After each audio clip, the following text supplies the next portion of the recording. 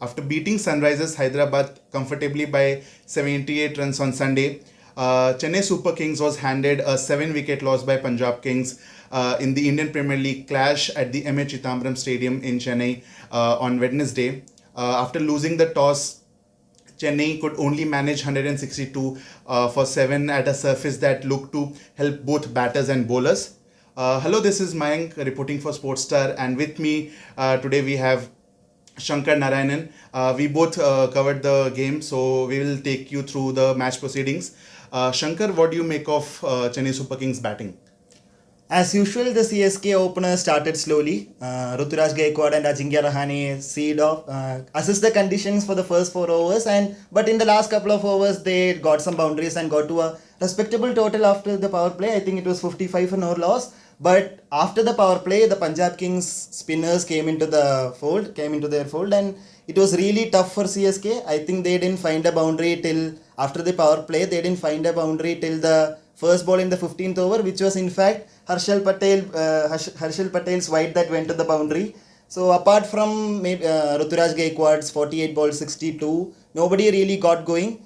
And CSK's batting shuffling also didn't work. The batting lineup, the think tank tried to shuffle the batting lineup, which also didn't work.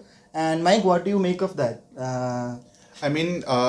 To see Chennai get off to a good total was really good, but we saw how Shivam Dube was sent at number 3, which did not work out. So we were like discussing that maybe Daryl Mitchell could come at number 4. Usually he's the guy, he's the accumulator who goes along with the likes of Ruturaj Gaikwad in the middle orders. He has done that in the last game against SRH as well, but this was not in this case.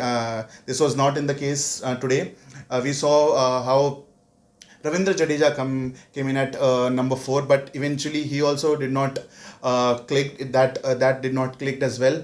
And Samir Rizvi, came before Daryl Mitchell, and Daryl Mitchell eventually came at number 8, if I'm not wrong, or number 7 after MS Dhoni. Yeah. So that is something which Chennai Super Kings need to decide. Even Stephen Fleming said after the post-match presentation that again the decision of Shivam Dube to bat at number 3 was to tackle the spinners. That was something which is fine, but if that did not click, I guess CSK should have gone with Daryl Mitchell at number 4. But nonetheless, that did not happen, and we saw how CSK could only manage 162. One incident that happened in the last over, if I'm not wrong, how MS Dhoni denied Daryl Mitchell a single in the 3rd or 4th delivery. That was quite funny to watch. I'm not really sure what Dhoni was trying with it, but yeah. Chasing 163 was never going to be a tough challenge for Punjab Kings after their world record chase of 262 against Kolkata Knight Riders at their home venue in Kolkata. 163 again. Tricky wicket at Chepauk. What do you make of this chase, Shankar? That it was always going to be an easy chase. Even Stephen Fleming said the same thing in the post-match press conference. He said that even 180, 190 wouldn't have been enough because dew is always a factor at Chepauk, and we could see how Ravindra Jadeja and Moeen Ali was struggling to turn the ball. They couldn't hold the ball properly because it was wet. I think Fleming said that the ball was like a soap. And Moeen Ali couldn't hold it properly. Yes. So it is a disadvantage, and that's why toss is a big factor. But that's part and parcel of the game, and CSK need to find a way to win like this. But yeah, they had an advantage, but take nothing away from the PBKS batters. Bairstow and Riley Russo gave them the start after Simran Singh got out quickly. And Shashank Singh and Sam Curran, they also finished it off very calm and collectedly. They never looked rushed and finished it off in 17.5 overs. Yeah. So all in all, a very good, proper chase from PBKS. Victory, we can say, for Shivam Dube bowled 1 over, which is I guess good for him and India prospects. He also picked the wicket. It's surprising that it's just his 5th wicket in the IPL, and he's bowling for the first time after IPL 2022. That's what happens in CSK when you have 8 bowlers and 8 batters. Shankar, but you have to remember that why Shivam Dube has to bowl, because to add insult to the injury, I think Deepak Chahar's injury also worked in favor of PBKS. He couldn't complete his first over and had to walk off the field. So the injury was continuing for CSK. What do you make of it?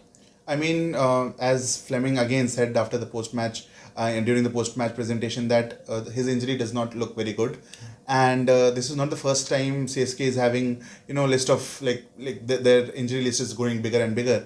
We saw how Matisha Patirana missed out this game due to he was carrying a niggle, and Tushar Deshpande had flu.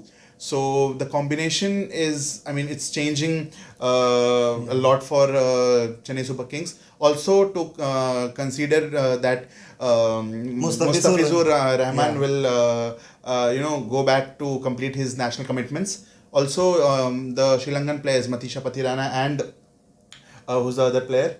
Matisha Tishna, they will flew back to Sri Lanka for their visa approvals. But Fleming was confident that they'll come back for the next game. So yes. Fingers crossed. For CSK. But all in all, they have to play PBKS again in Dharamshala in next 3 days. Things are not looking very smooth for the home team here because they have lost three crucial games in their last 4 clashes, and the middle the points table is stacked in the middle, and they need to they need to find crucial 4 or 6 point in the rest of the games. So this is pretty much it from our side. Thank you.